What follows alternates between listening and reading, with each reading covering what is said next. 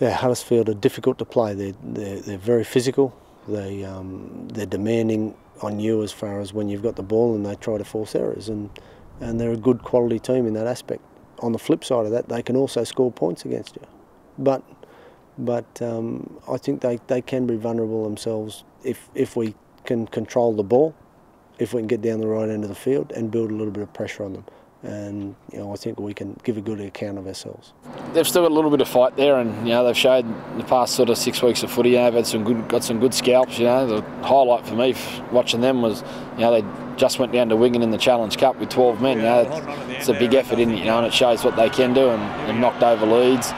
Unfortunately, they've had a couple of close losses as well. And, eventually, if they don't get that next 1 or 2 wins, the petrol will probably run out of the tank. But at the moment, they're still there fighting, and I think everyone would agree that from the first sort of 8 or 10 weeks, or 7 or 8 weeks to the last 8 weeks, their game has definitely improved a lot. They've got to score. Bradford side against his former club. Bridge and Myler. There's a hole opened up for Myler. We went there to win. Obviously, first half the Blues away.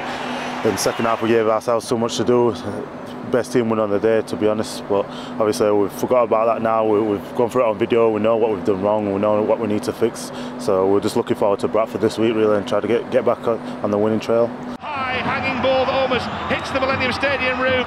Palm back, but collected here for Huddersfield by Danny Brock. No, it's definitely obviously a big bonus to have Bruffy back, but Bruffy can't do well if the group as individuals and collectively aren't doing well. And Danny could have played on the weekend, but at the end of the day, if you don't have the ball and you've got the ball on your own trial in all game, it's pointless, So, we need the group. I think the group are aware that Danny's definitely an important player for us and he can do well. But the group's also aware that on the weekend, if we had done better as a group and better as individuals, we could have done better without Danny, and that's just the way it is. There doesn't seem to be much negativity from within the camp, but I think there is a little bit from the fans. How important is it? What's your message to the fans? It's important they, really get on side and stick with you, isn't it?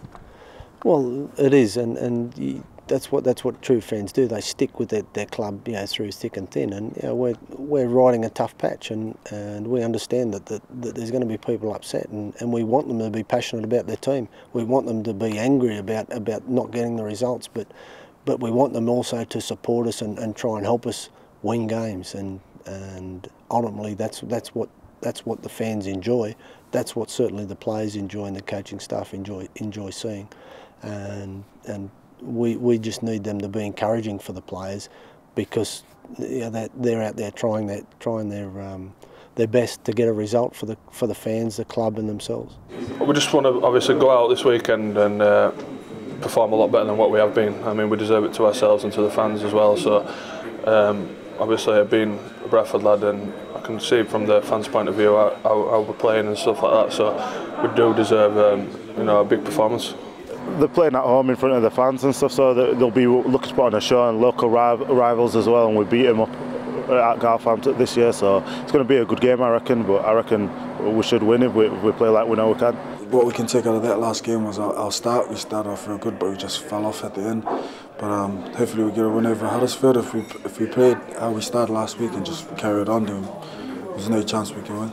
We set our ambitions pretty high, intentionally. We shoot for a top 4 and to get to a final. That's our ambition. Now, some people might say that's rather ambitious, but we believe in setting tough but achievable targets. The chairman can say what he like, and I'm glad he's got that sort of optimism, and that's what you want around the club. And my objective was to certainly make the 8, and if we did better than that, well, that's great, and that was a possibility. That's always a possibility. I look at the squad, I look at where we're at, and we've got a team capable of getting in the 8, and that's not an unrealistic goal for the team.